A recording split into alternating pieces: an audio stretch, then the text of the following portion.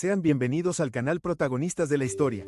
En este video vamos a repasar la vida y obra de uno de los científicos más renombrados del siglo XX, tras ser el líder del proyecto Manhattan, y con ello cambiar el curso de la historia. Nos referimos a Robert Oppenheimer. El científico nació en Nueva York el 22 de abril de 1904, hijo de Julius Seligman Oppenheimer, un adinerado importador textil judeo-alemán que había emigrado hacia Estados Unidos en 1888, y de ella Friedman, pintora. Robert Oppenheimer estudió en la Ethical Culture Society School. Durante toda su vida fue un estudiante muy versátil, con buena aptitud tanto para las ciencias como para las artes. Entró a la Universidad de Harvard con un año de retraso debido a un ataque de colitis. En ese año viajó con un profesor de literatura ya jubilado para recuperarse en Nuevo México. Regresó sano compensando su año de retraso, graduándose con honores en solo 3 años en la carrera de química. Durante sus estudios en Harvard, Oppenheimer se interesó en la física experimental, y como en Estados Unidos no existían centros de física experimental de clase mundial, Oppenheimer se trasladó al famoso laboratorio Cavendish Ernest Rutherford de la Universidad de Cambridge para continuar sus estudios de posgrado. Sin embargo, descubrió que tenía poca destreza a nivel laboratorio, lo que le hizo comprender que su fuerte era la física teórica, no la experimental. En 1926, partió a la Universidad de Gotinga, en Alemania, para estudiar bajo la supervisión de Max Born. En esa época Gotinga era uno de los principales centros en física teórica en Europa.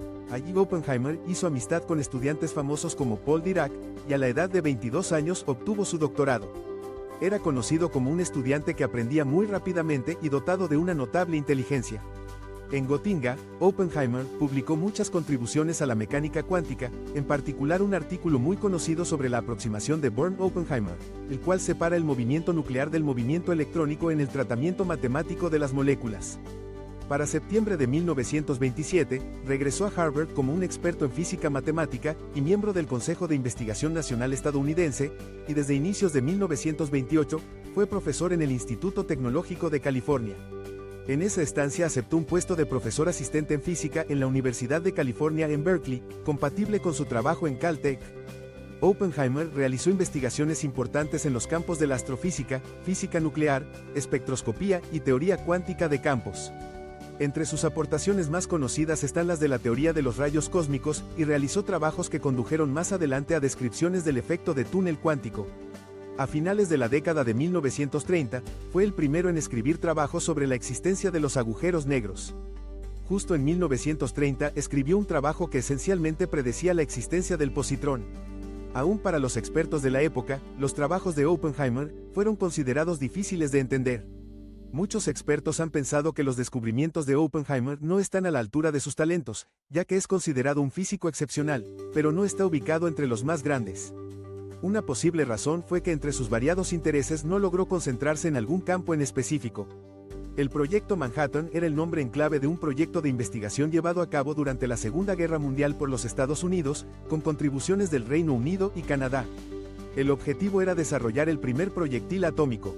La investigación científica fue dirigida por Oppenheimer, mientras que la seguridad y las operaciones militares corrían a cargo del general Leslie R. Groves. El proyecto fue llevado a cabo en diversos centros de investigación. El más relevante fue el Distrito de Ingeniería Manhattan, situado en el actualmente conocido como Laboratorio Nacional Los Álamos, en Nuevo México. El proyecto Manhattan reunió a gran cantidad de científicos en diversos campos como la física, química y las ciencias informáticas. Tras los experimentos previos a la contienda mundial, se sabía que la fisión del átomo era posible y que Alemania estaba trabajando en su propio programa nuclear.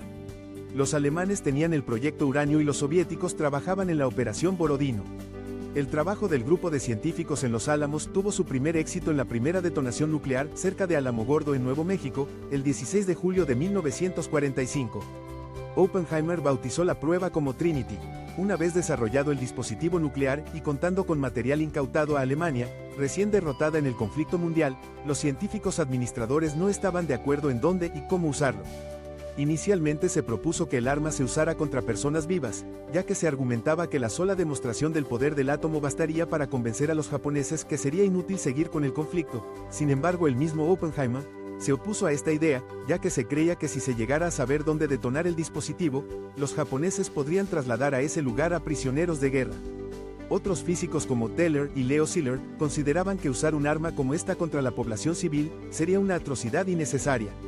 Aunque al final, nunca quedó claro cuánto tomaron en cuenta la percepción de los científicos a la hora de tomar una decisión que le competía solamente al gobierno estadounidense.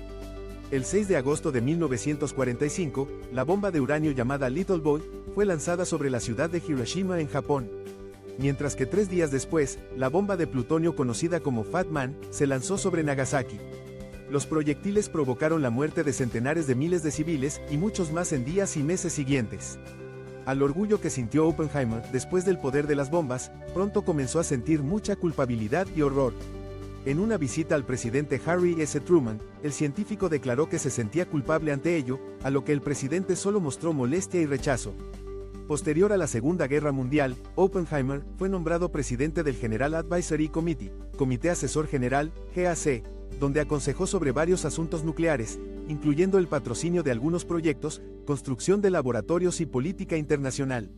En 1947 salió de Berkeley por problemas con la administración y se convirtió en el director del Institute of Advanced Study en Princeton, Nueva Jersey.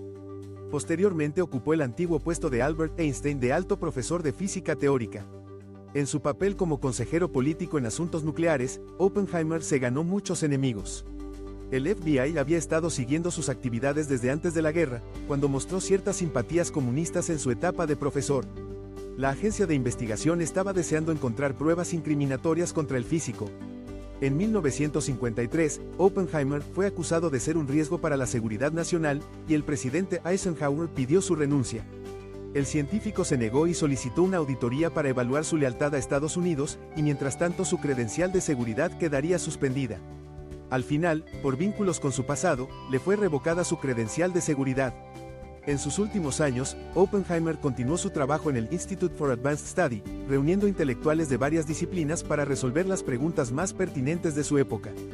Una de sus predicciones, la carrera armamentística, ya era una realidad entre la Unión Soviética y los Estados Unidos. En 1957 adquirió un terreno en Playa Gibney, en la isla St. John, en las Islas Vírgenes estadounidenses, donde pasaría varios meses al año junto con su esposa. A su muerte, su hija heredó la propiedad y la donó al pueblo de St. John. En la actualidad el gobierno de las Islas Vírgenes creó un centro comunitario y la playa cerca ahora se conoce como Playa Oppenheimer. Robert Oppenheimer falleció de cáncer de garganta el 18 de febrero de 1967 a la edad de 62 años. Sus cenizas fueron esparcidas en las Islas Vírgenes.